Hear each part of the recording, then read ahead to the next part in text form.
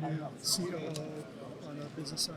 Yeah, so that's really ultimately going to be Terry's decision. But like anything, we talk about everything, but he'll ultimately make that final decision. Have you been involved in any of the interviews or vetting? Not, I mean, nothing's really happened at this point, but still working through that, from that standpoint. But nothing to report or anything. A lot of years people talk about the true first round grades. Some years it's 18, 20, 21. Obviously you have reason to look for a deeper draft, but do you think this year legitimately there might be, the 20 and beyond might be a little better than some years? What do you think of that? I'm hopeful. It's still early, Mark, from that standpoint. Just, that first rounder, you want to know, obviously, he's athletically good at his position and can do the job. And, you feel is, a starter, if not immediately a starter, pretty soon. I would say the other part of that is getting to know the character and the intelligence. If you feel like it's going to be, learning the playbook's going to hold him back, you may drop him back into the second round. So I can tell you guys, I'll know a lot more, when I do my pre-draft presser of kind of what it's looking like. But right. I think there's some opportunities for it to be deep. Right. The medical, when I leave here, our guys will really start working the next few weeks on putting all the medical information together as well. Sometimes, I get a little depressed. I'm sure other GMs do. Right. You get some medical grades back, and you're like, holy cow, I got 3 guys in the first round right now that we've got D or F medical grades on. Right. Do I really want to select a guy that we're going to have to potentially be sitting out in training camp, which missing valuable reps because you're nervous they've already got a chronic knee injury or something they're battling. Obviously, you're going to do on the cap. You're going to do restructurings. You're going to, it's part of the process every year. Josh is an obvious. I mean, it's like $20 million. Yeah, but do you think that there comes a point where you'll be able to maybe in 2025 not have to redo Josh?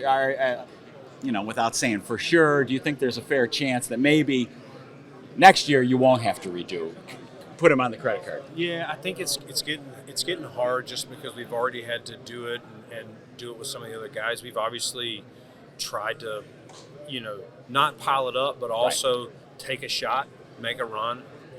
Sign a Von Miller 2 years ago and add that pass rusher that we wanted to add a closer to a game. So we've done some things like that. I think it's really hard. Now, if you tell me the cap will jump $40 million next year, maybe. But I don't believe that's what the league anticipates. So it kind of all depends on where we end up. What guys do we extend this year? What do we add onto the books? I would love to skip a year of doing that. That would obviously help us, but I don't know how practical that would be. Have you heard anything from the league in terms of the investigation with Von? No, nothing's changed from that standpoint. Yeah, the last I heard, Jay, is it's still a open thing out there, and you don't get to really speed those things up. It's kind of on their timeline. Does that impact your offseason at all in terms of, I guess there's a lot of unknown there, but... Yeah, I think we're pretty confident in what we know. Hence, we didn't make any kind of drastic moves at the time. We know what we know, and unless we're presented with something different and or the league is presented going, hey, we've got this, no, we don't see anything that would alter Von being back in this thing. We expect it to go away, that, the facts that we have, didn't occur. There was so much fanfare when you guys drafted Matt Ariza because of the punt god moniker and all that kind of stuff. Yeah. What were your feelings after everything that you kind of went through with him to see him sign with the Chiefs? Well, it's not about the Chiefs. It's just that that's a draft pick that we really believed in and did a lot of work on. And everything that we had on Matt checked out as a high character, good young man. And so when this thing popped out of the blue as we were starting camp, it was like, this doesn't match up. Like, what's going on? We're doing recon. Obviously, it hit the fan. And we're trying to, okay, this is not what we heard. And so we had to, it was, we're about to start a season. You wish that had happened in the off season to where a distraction doesn't matter, but it was all through our locker room and our building and what's going, everyone's, it's like, we're about to start the season. We had to, you wish there would have been a way. There was no criminal charge filed, so they couldn't put him on the commissioner's exempt list. You would have loved for there to have been some way, hey, go handle this, but there really wasn't, and so made the difficult decision at that time to part ways, and Matt handled it very well from our standpoint, and I think you could remember just when I went out there and press, like I was hurt for him as much as I was hurt for us for doing that, and I was rooting for him to get through this. Everything we had was like similar to Vaughn, like nothing happened here, but I'm not a criminal lawyer or criminal investigator or anything like that, and so I'm an NFL GM, so I kind of have to follow those things. You don't, when you're coming up to be a GM, you don't get courses on all this stuff. You're trying to handle them the best you can. Culture matters to us, and so you're trying to respect the locker room while also give a young man a fair due process. And we had just gotten him there. I wish it had been something where he had been there 2 years and you're going, we've been around this guy. We truly know him. It didn't match what we had. But I wish, I don't worry about where he's at or where I wish him nothing but the best. He was great with us. He was very forthright through all of the mess. I thought he handled it with us as good as if my son was in that way and he handled it that way, I would have said you did a heck of a job. At the safety position, Jordan and Micah are good athletes. I mean, I don't know what Micah 4'6" maybe, but they're not freaks. Mm-hmm. Okay. Do you think at safety the athletic numbers don't correlate quite as much to superstardom as some other positions? It's a good question. I think instincts are really big at safety, and more than if you're telling me you can have an athletic guy that's 4'4" safety, but he doesn't have instincts. I'll take the 4'6" guy with instincts, ball skills, and a little less range. Right. So you got kind of your hierarchy of, oh, he's got this, this, and this. That's better than you'd love him to have them all. Right. So I do think there's guys. I mean, we had a guy like Kirk Coleman. I don't know if you guys remember Kirk Coleman. He came in at the end in Buffalo, but we had him in Carolina in our Super Bowl year. We added him on a minimum deal because Kurt's not big, tall, fast, strong, but he's got great ball skills. He's got great instincts, and he brings an edge, a dog mentality. And he goes and has like 9 interceptions for us counting the postseason, which was a big part of our run. So you're always looking for those guys over. I'll take that guy over some freaky athlete that is missing some of the key components of a good safety. Right. Like when Micah ripped the heart out of Mac Jones, Yes. He didn't have to be 4'9" to do that, right? Yeah. Yeah, his instincts, awareness, film study, film prep, knowing what he was getting, and elite ball skills. Right. Like a lot of people could have gotten themselves in position, but to make that play, I told him when he made it, that'll go down as one of the greatest catches I've ever seen. That he made that play. Brandon, I know we talk a lot about Josh staying healthy and all of that. Does the number of quarterbacks that ended up playing last year impact at all how you view the backup quarterback position? Like, how are you viewing that, filling that role going into this year? Yeah, it really hasn't changed. I mean, I know the value of the quarterback.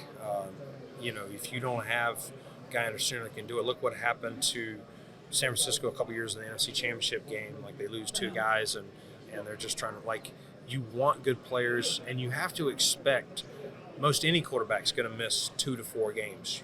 And so we're always trying to have that guy ready. We got Trubisky a couple years ago.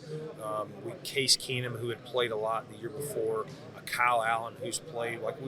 We like to try and have someone in there that's got some experience, because experience is so key to be able to go in there cold, hadn't got reps all week, and go execute, Barkley, back in Josh's early years. So it's very important. but I got this budget I got to fit it all within too. So that's kind of weighing it all. So How with much that said, value- though, I was going to ask you that same question about, is this time to maybe draft a quarterback fourth, fifth round as opposed to paying a veteran guy $5-6 million who's never going to play, probably, knock on wood.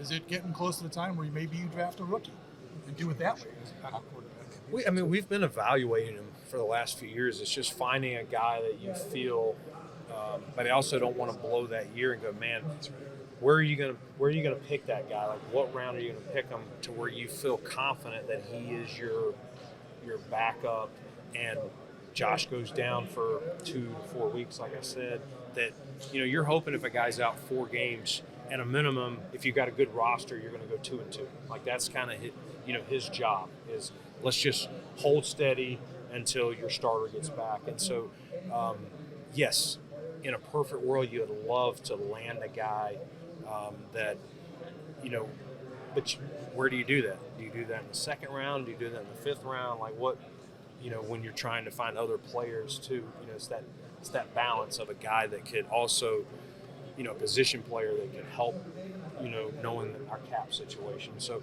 but we're definitely been studying them. It's just finding all that we think we would feel confident being that backup. And Brandon, 2-3 years ago, you had to revamp basically the entire defensive line group. Now, this year, with so many free agents up against the cap the way that you are, do you envision that might have to be the case again this year? Yeah, we got a lot of free agents, so we'll obviously look and see the ones we can get back and how much space we're able to create the next couple of weeks and see what we can do. We'd love to keep as many as we can. We love those guys and think they can help us, but also understand that they're this close to free agency. They're going to want to see what they can get, and all it takes is one team. We may value him here and can afford him at this number, but one team may say, I want this guy. He can be the difference. I'm going to overpay if I got to do it. So we're having those conversations, and we'll continue to do that. But we're always, just like I was talking about the O-line earlier being important, I think the D-line is very important as well. So, our eyes will be there as soon as we can get, our cap finalized to where we can kind of know what we have to spend. Is there an emphasis to get younger there as well? I think you're always looking for youth, and you're trying to find that balance of youth, yet you got enough veterans to to kind of run the show as well. You don't want to just put a bunch of young guys that haven't done it, that you're kind of, all right, just rolling the ball, let's see what we got. Like, you want that balance in most positions. So yes, we have some veteran guys that are hitting free agency.